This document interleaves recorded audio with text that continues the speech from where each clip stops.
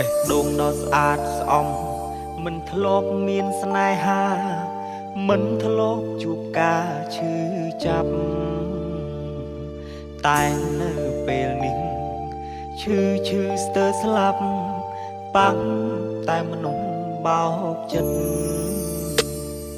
ខ្លាចហើយស្នេហារៀងនឹងការឈឺចាំឈឺស្ទើរស្លាប់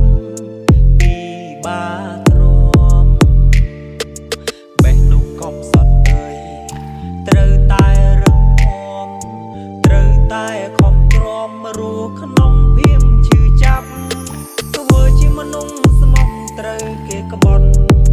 រួមនៅជាផ្សារហេតុអ្វីព្រំលីខិតមិនមេត្តា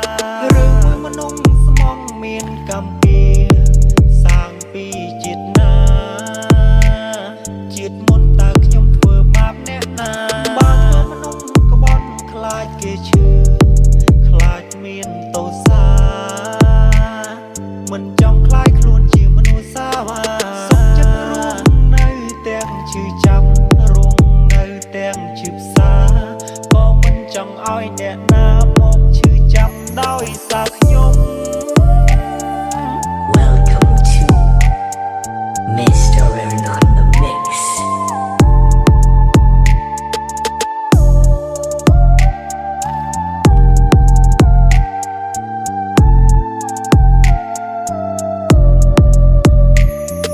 ខ្លាចហើយស្នេហារៀងនឹងការឈឺចាំឈឺស្ទើរស្លាប់ពីបាទ្រាំបេះដូងកំសត់អើយត្រូវតែរឹងមាំត្រូវតែខំទ្រាំរស់ក្នុងភៀមឈឺចាប់